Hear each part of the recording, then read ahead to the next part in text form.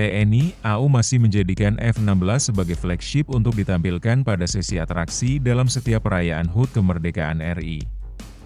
Akan tetapi jet tempur generasi keempat buatan Lockheed Martin yang dimiliki tersebut tak bisa terus-menerus diandalkan TNI AU di masa mendatang.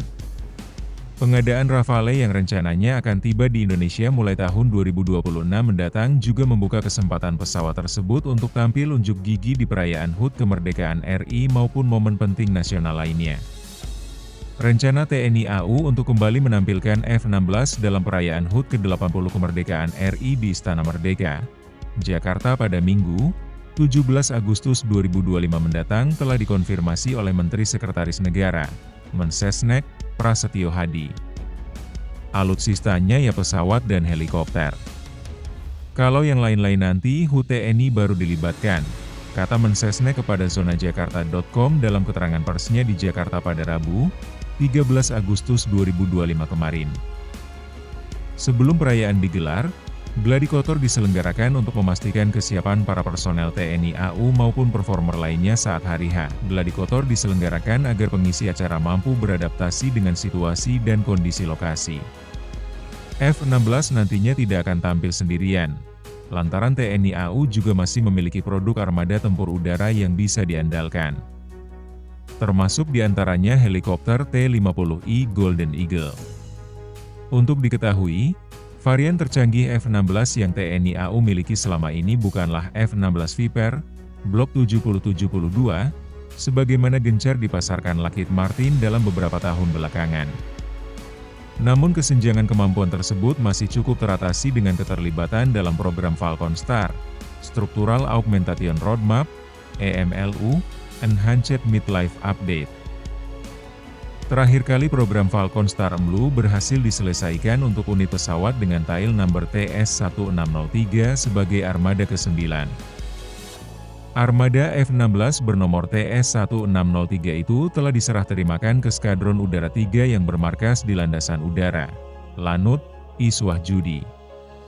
Dengan selesainya proses upgrade pesawat ini akan semakin menambah kekuatan operasional Skadron Udara 3 sekaligus memperkuat kemampuan tempur Lanut Iswah Judi dalam menjaga kedaulatan negara di udara, ujar dan Lanut Iswah Judi dikutip dari artikel berjudul, Sukses Upgrade Falcon Star EMLU.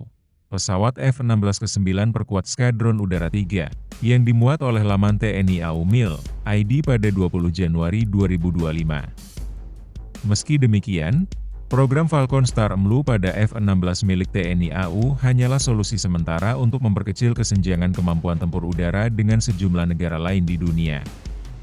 Masuknya Singapura sebagai negara pengguna F-35 sekaligus negara pertama di ASEAN yang mengoperasikan jet tempur generasi kelima membuat Kementerian Pertahanan, Kemhan, RI terpacu untuk menggenjot modernisasi alutsista besar-besaran. Hal inilah yang mendasari ditandatanganinya kontrak pemesanan 42 unit Rafale dengan pihak Dassault Aviation pada Februari 2022 lalu. Proses pemesanan armada yang dilaksanakan bertahap sepanjang September 2022 hingga Januari 2024 berjalan lancar dan seluruhnya terbayar lunas. Sehingga kini hanya tinggal menunggu kedatangannya di tanah air mulai tahun 2026 mendatang. Sebelum tiba di tanah air, Kemhan RI juga turut mengajukan penambahan jumlah armada Rafale yang ditandai dengan adanya penandatanganan Letter of Intent, LOI, tepat Mei 2025 lalu. Langkah ini disambut dengan tangan terbuka oleh Presiden Prancis Emmanuel Macron. Saya gembira bahwa nota kesepahaman yang ditandatangani hari ini dapat membuka perspektif baru dengan pesanan baru untuk Rafale, Scorpene, fregat ringan, ucap Macron dikutip dari laman Eurasian Times edisi 28 Mei 2025 dalam artikelnya yang berjudul Despite Anti-Rafale Propaganda. Indonesia likely to place follow-up order for French fighter jets. Pengadaan Rafale sendiri dimaksudkan untuk menggantikan F-16 yang rencananya siap dipensiunkan di masa mendatang. Speedpass oleh flight pesawat tempur TNI Angkatan Udara sebagai manuver penutup dalam rangkaian demonstrasi militer pada siang hari ini. Flight pesawat tempur yang terdiri dari F-16 Fighting Falcon dan T-50I Golden Eagle ini akan melaksanakan. Menurut rencana, TNI AU akan memprioritaskan penugasan pesawat tersebut di Pekanbaru dan Pontianak. Pasalnya kedua wilayah tersebut berdekatan dengan dua lokasi yang sangat vital terhadap kedaulatan NKRI, yakni Selat Malaka dan Laut Natuna Utara yang membutuhkan pengawasan tingkat tinggi. Hanya saja terkait hal ini, belum ada statement apapun dari pihak berwenang untuk pengadaan Rafale Marine sebagaimana yang India lakukan.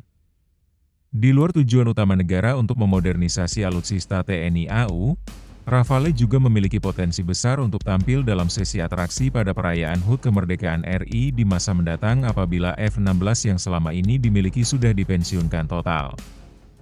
Sebab keberadaan Rafale sendiri telah menjadi simbol bahwa Indonesia telah memulai era baru dalam penguatan militer udaranya.